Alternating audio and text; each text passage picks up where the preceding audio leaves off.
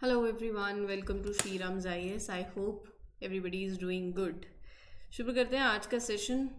पोपितोरा wild life sanctuary, tuberculosis, problem of nutrition, linguistic secularism. Sorry, this is repeated. There will be a river that we'll discuss. Why it is in news context, I'll let you know when we talk about that river. But the name of the river is भद्र. ठीक है, तो ये हम discuss करेंगे आज. ये कुछ आर्टिकल्स ये आपके प्रीलिम्स के लिए है, ये भी प्रीलिम्स के लिए है एज इन रिवर. और tuberculosis prelims plus mains both.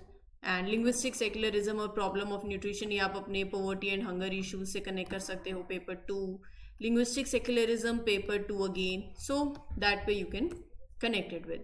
Shriram IAS has been serving the nation since 1985. You can trust the quality content that is being shared with you. Those who are preparing for 2025 attempt, there is this previous year question की series that is going on, जहाँ पर पिछले साल के जो MCQs हैं जो आए हैं अभी तक, वो टॉपिक वाइज कवर करे जा रहे हैं. आप रेफर कर सकते हो सेशंस को. चैनल सब्सक्राइब कर लोगे तो you will get the notification whenever any session gets published on the platform. Those who are preparing for 2026, so there is this UPSC foundation course for you. This course basically contains CSAT की classes, one-to-one mentorship, GS sessions and everything. आप number है आपको screen पर दिख रहा होगा, है ना. Give them a call, they will resolve every doubt जो भी आपको रिगार्डिंग कोर्स है, and you can get your self enrolled. In the upcoming financial year सरकार ने फंडिंग इंक्रीज करी है सक्षम आंगनवाड़ी और पोषण 2.0 के लिए. जो एलोकेट होता था फंडिंग, जो अमाउंट, वो बढ़ाया गया है. राइट, जैसे मान लीजिए पिछले साल अगर 20,000 करोड़ एलोकेट किया गया सक्षम आंगनवाड़ी और पोषण 2.0 को, तो इस बार 21,960 करोड़ एलोकेट किया गया. लेकिन पर्पस ये नहीं है जानना. पर्पस ये है कि हम इसके बारे में इस आर्टिकल में ये डिस्कस करेंगे जो न्यूट्रिशन चैलेंजेस हैं. It is not just about food insecurity. Right, India का जो न्यूट्रिशन चैलेंज है, it's not just about having enough food. It is influenced by the culture, it is influenced by the social factors. आप सोचो, आपकी dietary habits, आपकी cultural choices very करती है. बहुत सी इंडियन फैमिलीज हैं, दे ट्रेडिशनल डाइट्स जो चलती, मतलब उनके कल्चर में इनग्रेन्ड है और आप सोसाइटल भी है. So they traditional diet lacks variety also. Even if people have enough food, they may not get all the nutrients they need. आपकी प्लेट में आप 2 रोटी लोगे तो सैलड नहीं लोगे साथ में. बहुत से लोग ऐसे करते हैं. बहुत से वेजिटेरियंस इंडिया के अंदर हैं that they do not consume enough protein, iron. Dietary habits that are shaped by the culture, वो ही ऐसी हैं. सुबह भी चावल, शाम को भी चावल, रात को भी चावल. ऑब्वियसली वो ऑफेंसिव नहीं होना, it's just on a lighter note कि कहने का मतलब है या 2 रोटी सुबह शाम रात नहीं होना चाहिए. आपकी डाइट जो है वो you should include every nutrient.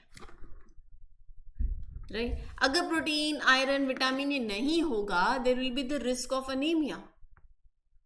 Right, national family health survey 5th का डेटा कहता है सिर्फ 11%, only 11% of the breast feed childrens receive an adequate diet. Right, फिर उसके बाद caste and social norms, they also impact the food access. Marginalise communities, they have faced restrictions on food excess. बहुत सी lower caste families ऐसी थी that struggle to get milk and pulses, जो कि एक ऐसा माना जाता था रिच वालों की डाइट है, दूध. सो वहां फिर ग्रोथ वीक हुई, हायर माल न्यूट्रिशन रेट रहा कम्युनिटीज के अंदर. जेंडर डिस्पैरिटी भी है न्यूट्रिशन में. You all have seen in your families, घर में मम्मी लास्ट में खाना खाती है सबको खिला के, है ना. So in many Indian households, women eat last and often they get less nutrient food than men. और उनके लिए हेल्थ प्रॉब्लम्स और ज़्यादा वर्सन हो जाती है. They are the one who will be giving birth. Right? तो वहाँ पर अनीमिया और ये सब डिसीजेज आना, it will be a life challenging situation for them. 15 to 49 year old जो इंडियन women है, मतलब सर्वे ही कह रहा है 57% उनमें से they are anemic. They don't get enough iron rich food, green leafy vegetables, fortified grains.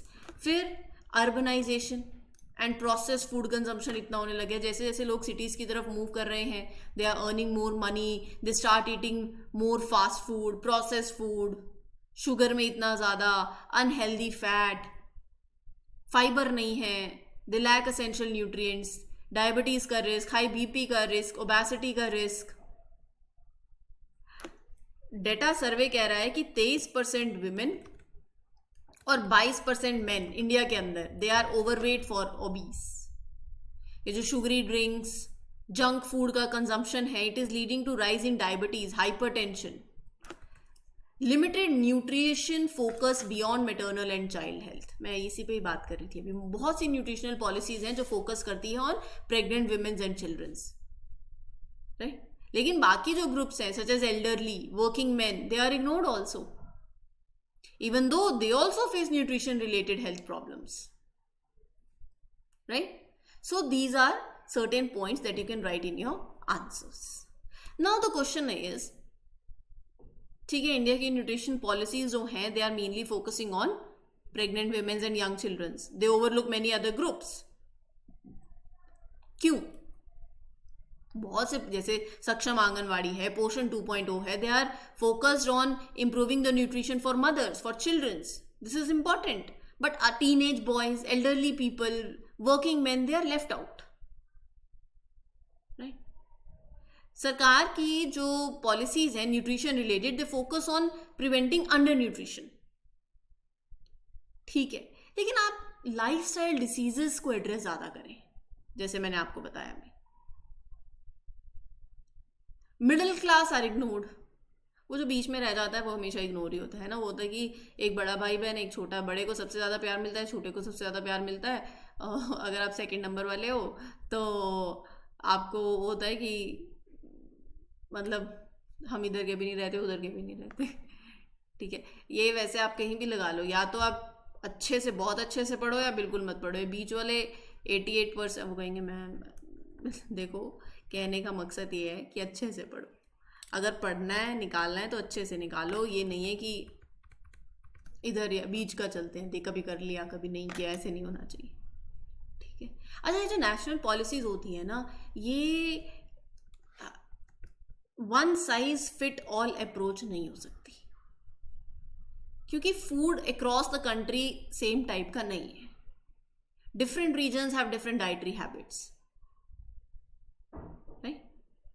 So that was the point. तो आप अपनी न्यूट्रिशन कवरेज को एक्सपैंड करें, मैटरनल और चिल्ड्रन हेल्थ के बियॉन्ड, रीजन स्पेसिफिक पॉलिसीज को प्रमोट करें, ठीक है जी. चलिए आगे बढ़ने से पहले let me tell you, there is this geopolitical dialogues की सीरीज, जहां पर 2 best faculties they are coming and they are discussing the geopolitical dialogues via podcast. Number of episodes are out. You can have a link.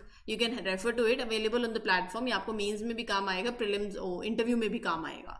अच्छा, इसके अलावा भी sessions बहुत से आ रखे हैं प्लेटफॉर्म पे. आप एक बार चैनल सब्सक्राइब कर लीजिए, आपको नोटिफिकेशन आएगी. यू फाइंड इट यूजफुल तो अच्छी बात है, फिर आप उसको आगे कंटिन्यू करेंगे, ठीक है. Drawing of Tamulido Beel, a major wetland in Assam's Pobitora Wildlife Sanctuary, brings to the fore an urgent need for the habitat management. First of all, sorry if I pronounce that wrong. तामुलिदोब, आप जैसे भी इसको pronounce करें, मतलब मकसद मेरा ये है बताने का कि there is a serious concern. क्यों? क्योंकि wetlands जो that is supporting this biodiversity, water regulation, wildlife habitats, the drying up of this wetland is there, and there is urgent need to take the action to manage this habitat, to protect the habitat, right? ताकि चीज़ें balance रहें. कहाँ पे है? आसाम में है. आसाम में कहाँ पर है? गुवाहाटी में है. गुवाहाटी में भी, अब आप गुवाहाटी के अंदर नहीं जाना है, लेकिन मैप में ज़रूर देख लेना. 1998 में it was establish. 48.81 square kilometer का area this wild life sanctuary covers. Rajamayong reserve forest और Pobitora reserve forest this sanctuary consist of. 72% of the Pobitora, यहाँ पर आपको वेट सवाना देखने को मिलेंगे. And water hyacinth is a major problem here, ठीक है. फना में आपको मेन फोकस यहाँ पर इंडियन वन हॉर्न राइनोसोर्स पे रहता है. राइनोसोर्स के अलावा leopard, wild boar, barking deer, wild buffalo, ये सारी स्पीशीज पाई जाती है, ठीक है। It is home to more than 2000 migratory birds, various reptiles. इसकी हिस्ट्री की बात करूं तो ये जो वाइल्ड लाइफ सेंचुरी है असम के अंदर, it become a reserve forest 1971 में, जब सरकार ने डिसाइड किया कि they will protect the plants and animals there. बाद में it became an important place for rhinoceros also, जब they grow in numbers. So it has the highest number of rhinoceros in a small area in the whole country. तो Indian rhino vision 2020 के अंदर we included this century, सरकार ने include करा, right. And रही बात, ये मैंने आपको बताई दी है, this century holds the highest density of the greater one horn rhinos. तामुली दो भील जो है एक वेटलैंड है, ये कहाँ पड़ता है? ये प्रोबितोरा वाइल्ड लाइफ सेंचुरी के अंदर पड़ता है, near Morigaon. Bird watchers, it is a popular sport for them, photographers के लिए, क्योंकि सर्दियों में तो it becomes a hub for migratory birds. Rhinos और बफेलोज के लिए in particular it is an ideal habitat also, ठीक है। आगे बढ़े, ट्यूबरक्लोसिस पे बात करते हैं, क्योंकि tuberculosis is increasing again around the world. US के प्रेसिडेंट डोनाल्ड ट्रंप ने जो फंडिंग कट करी है अपनी, it is affecting the global treatment programmes. ये प्रोग्राम्स हेल्प कर रहे थे टू फाइट द टीबी, लेकिन अब ऐसा नहीं होगा तो progress in controlling this disease will be a big concern. More people are getting affected. Now, in this context, we'll talk about tuberculosis. Tuberculosis एक infectious disease है, ठीक है। कैसे होती है? बैक्टीरिया के थ्रू, लंग्स को अफेक्ट करता है। जब जिनको टीबी है, दे कफ, दे स्नीज, दे स्पिट, तो वहां से ये फिर स्प्रेड होता है through the air. Global population का quarter is estimated to have been infected by the TB bacteria. 1/4 world population they carry TB bacteria in their body. 5 से 10% लोग इन्फेक्टेड हैं, eventually they get the symptoms and they develop TB disease. जो infected हैं but they are free from the disease, they can not transmit it. ये very important point है, who can transmit it. देखो ऐसा होता है, people carry TB bacteria but they do not feel sick, they can not spread it to the others. जिनके पास ये active TB disease होगी जिनकी, दे विल अफेक्ट। सिम्टम्स आपको कफ होगा, चेस्ट पेन होगा, and you feel weak, there will B coughing up blood, apatite, weight loss, there is loss of appetite also, chills, fevers, night sweats, ये सब होगा। लेकिन क्या ये ट्रीट किया जा सकता है? एंटीबायोटिक्स के थ्रू किया जा सकता है। लेकिन I will talk about drug resistance also. कभी कभार मैंने आपको बताया है, हमेशा हम इस पे बात करते हैं, सिम्टम्स मैंने आपको बता दिए। प्रिवेंशन, हाँ प्रिवेंटेबल है, क्योरेबल है, 6 मंथ्स का कोर्स है 4 एंटी माइक्रोबियल ड्रग्स का। लेकिन आप ऐसा नहीं कर सकते कि आपने लिया थोड़े टाइम बाद छोड़ दिया। आपको you will develop that resistance, anti microbial resistance. मतलब कभी कभार वो दवाई असर नहीं करती। क्यों नहीं करती? क्योंकि फिर उसको सामने वाले बैक्टीरिया को आदत हो चुकी है। अब वो कहेगा कि आप एक और हायर डोज ले आओ, हमें नहीं फर्क पड़ रहा, तो उसके बाद आपको एक नेक्स्ट लेवल हाई डोज देनी पड़ेगी। जब TB मेडिसिन को आप इनअप्रोप्रिएटली यूज करेंगे तो ड्रग रेसिस्टेंस होगा, राइट। या फिर patient stop treatment prematurely, poor quality drug हो गई, there can be an number of reasons. But multi drug resistant TB वो फॉर्म है TB का that is caused by the bacteria जो आइसोनियाजिड और रिफेम्पिसिन को रिस्पॉन्ड नहीं करता। फिर ये 2 फर्स्ट लाइन TB ड्रग्स हैं, मोस्ट इफेक्टिव वन। फिर आपको you have to use other line drugs जो एक्सपेंसिव होंगी एंड टॉक्सिक होंगी, ठीक है। हमने 3 लैंग्वेज फॉर्मूला के बारे में बहुत बार बात भी करी है। If you remember, we discussed it in detail कि 3 लैंग्वेज फॉर्मूला ऐसा है कि जहाँ पर आपको हिंदी, इंग्लिश और एक आपकी मदर टंग आनी चाहिए। इसके बारे में हमने बात करी थी कि what should be the possible solutions, क्या ऐसा करना चाहिए, नहीं करना चाहिए।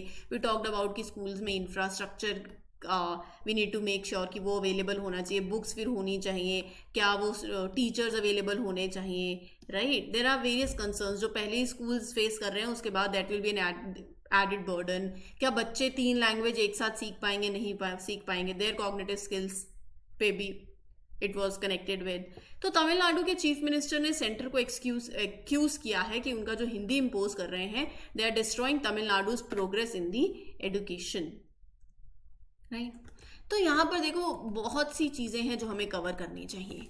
हमारा जो देश है, हमारी ताकत है हमारी डाइवर्सिटी, ठीक है। अलग स्टेट्स बनी, जो फॉर्मेशन हुआ स्टेट्स का, that was on the basis of language. और इसने डिवीजन की जगह लोगों को पास लेकर ही आया। समझ रहे हो बात को? That is a very important point. अब आपने सारी स्टेट्स को साथ लाया, जोड़ के रखा है। इतनी डाइवर्सिटी होने के बावजूद भी हम सब वी हैव दैट यूनिटी। देखो, diversity is the source of unity and discrimination both. But आप कौन सा चूज करते हैं? आपकी पॉलिसीज, हमारा brotherhood, but the fraternity, this federation जहाँ पर पावर्स नीचे, there is separation of power also, there is this devolution also, there is decentralization also। इन सब चीज़ों से सब साथ में। We respect each other culture, we respect each other languages, we don't impose anything। आप सोचो आप पे कोई इम्पोज करे कोई चीज़, आप मानोगे? वॉलंटरली मानोगे, राइट? अगर हमने अपने सेक्युलरिज्म को बचा, वो as in you can say uphold करना है लिंग्विस्टिक सेक्युलरिज्म को, we need to accept different language speakers. देखो, एक होता है इम्पोज करना, एक होता है वॉलंटरली दे टेक अप। तो सुप्रीम कोर्ट ने एक क्रूशियल रोल प्ले किया in shaping the language policies and they upholded linguistic secularism. ये एक प्रिंसिपल है that is promoting acceptance of the aspirations of different language speakers. Are you getting my point? So Tamil Nadu की बात करूं, so Tamil Nadu has a long history of opposing Hindi imposition, 1930s 1960s, right. But supreme court के judgment जो रही हैं on language policies, India एक multilingual country है, बहुत सी लैंग्वेजेस हैं, अलग अलग स्टेट में अलग अलग लैंग्वेजेस बोली जाती हैं। किसी एक लैंग्वेज को फोर्स नहीं किया जाता है लोगों पे। Everyone has the freedom to choose their language for education and communication. UP Hindi Sahitya Sammelan versus state of UP में 2014 में सुप्रीम कोर्ट ने जजमेंट दी कि Indian language laws are flexible, they should adopt to the needs of different language speakers. यहां पर court ने emphasise किया this concept of linguistic secularism. Laws are not rigid but they are accommodative. ये ensure कर रहे हैं कि linguistic diversity preserve रहे, राइट। जैसे जैसे लैंग्वेज की debate it is being continued, particularly in context of national education policy 2020, supreme court की जो पहले वाली रूलिंग्स हैं वो यही रीअफर्म कर रही हैं कि we need to maintain the importance of federal pluralism, democratic sensitivity in linguistic matters. Language diversity है, policy should protect this diversity, right. There are various cases। 2014 में केस रहा था state of Karnataka versus associated management of primary secondary schools. So ये judgement important है क्योंकि ये linguistic freedom को promote कर रही है। They are promoting inclusivity. Federal pluralism मतलब कि हर एक state they can decide their own language policies instead of वही one size fit all rule नहीं। अच्छा, कॉन्स्टिट्यूशन के अंदर कौन से आर्टिकल्स हैं that include several provisions related to language? ये प्रीलिम्स के लिए इंपॉर्टेंट है। आर्टिकल 343 कि Hindi in the Devanagari script is the official language of the union central government. National language नहीं है क्योंकि India does not have a national language. हर एक स्टेट की have their own official language और English continues to be used for the official purposes along with Hindi. English plus Hindi. South India में, north east India में, there are many states, there are many regions that do not widely speak Hindi. There have been resistance कि Hindi we cannot make it as a dominant language क्योंकि लोगों को नहीं आती है, right? So Hindi was given the official language and there was space for regional languages also. So there is this article 29 clause 1 also. वो क्या कहता है? Minorities, communities जिनकी अलग अलग लैंग्वेजेस हैं, स्क्रिप्ट है, कल्चर है, they have that constitutional right to preserve it, to promote it, ताकि जो रीजनल लैंग्वेज है, जो डायलेक्ट है, they are not suppressed, linguistic diversity is maintained. Tamil speakers Tamil Nadu में, तेलुगु स्पीकर्स आंध्र प्रदेश में, मराठी स्पीकर्स महाराष्ट्र में, they all have the right to protect and promote their language, right. Now there is this article 351 also. ये क्या कहता है कि government is responsible for promoting Hindi also, so that it can serve as a medium of expression for India's shared culture. देखो, government is responsible for promoting Hindi, but that does not mean it has been, court has ruled that clearly that Hindi cannot be imposed on anyone, on schools, on individuals or institutions. It should be natural, it should be voluntarily, it should not be forced. So Hindi is the official language, it is not the national. All the language groups have the right to preserve their language, and government can promote Hindi, but it cannot force upon people. Right? So these are the very important points जहाँ पर prelims के through भी statements पूछी जा सकती हैं. So linguistic secularism gives, see, states should have continue, they will continue to have the right to determine their language. Greater autonomy देनी चाहिए states को, and there should be regional languages की protection also. They are not overshadowed by Hindi or English. किसी भी कोई भी ऐसा attempt that is to impose a particular language, it should face legal scrutiny. जैसे कोर्ट मैंने 2014 की कुछ रूलिंग्स आपको बताई हैं. नाउ 2 यूथ हैं राजस्थान के, दे गेट ड्रॉन इन दी भद्र रिवर रिसेंटली. ये जो नदी है ये कर्नाटका की रिवर है, ईस्ट फ्लोइंग है, ठीक है. सो ये वेस्टर्न घाट से शुरू होती है नदी and flows across the Deccan प्लेटू. इसकी कुछ ट्रिब्यूटरीज हैं. देखो एक बार याद रख लो, नाम पढ़ लो तो याद रहेंगी, ऐसा नहीं है, बट सोमवहिनी, थडबेला एंड ओड्रियानाहल्ला, ठीक है. ये इसकी ट्रिब्यूटरीज हैं जो इस नदी को ज्वाइन करती हैं. ये नदी भद्र वाइल्ड लाइफ सेंचुरी से बहती है. तुंग रिवर को कुडली में शिवमोगा के पास ये नदी उसको ज्वाइन करती है. The combined river continues east as Tungabhadra. Krishna river की एक मेजर ट्रिब्यूटरी है तुंगभद्रा. ये सारी नदियाँ तुंगभद्रा बनाती है. फिर तुंगभद्रा कृष्णा को ज्वाइन करती है संगमलेश्वरम आंध्र प्रदेश के अंदर. Krishna river finally bay of Bengal में ड्रेन कर जाती है. भद्रा की टोटल लेंथ है 178 kilometre and this is a Bhadra dam also along on this river, ठीक है. तो ये था आपका आज का सेशन. उम्मीद करती हूँ क्लियर हो गया हो. फिर भी कोई डाउट है, you can ask me in the comment section. अपनी अटेंडेंस ज़रूर मार्क कर देना by liking this lecture. I meet you in the next one. Till then take care, good luck, good wishes, happy learning, all the best. Thank you.